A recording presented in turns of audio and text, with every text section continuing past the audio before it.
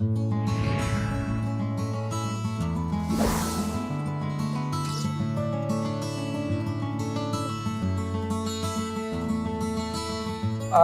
just tell us about this because it's important. You know, you have the fun side of you, but you're a really great person.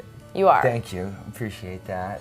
It was actually he was a young boy, and he was with his mother, and basically she was cooking with some water and had the boiling water, and the pot fell over and it poured all over his head, and so he was 5, 6 years old. He had all these terrible burns all over.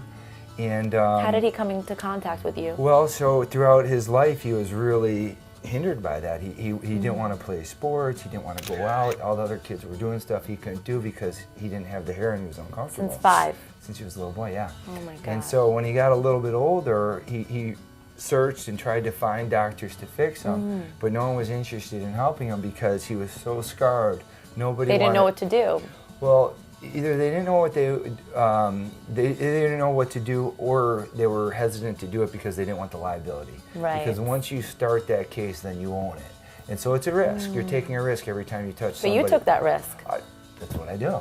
It's my pleasure to do that. So how old was he when he came to you? He was probably about 28-ish when he came to me. Okay. Yeah, So because he was from in that another country. He searched all over Europe trying to find a doctor. He literally went all over, couldn't find anybody.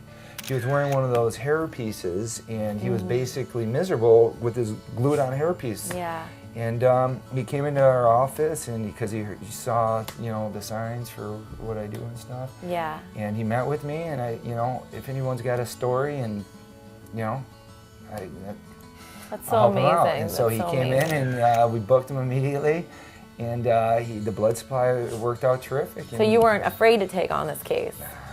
Wow.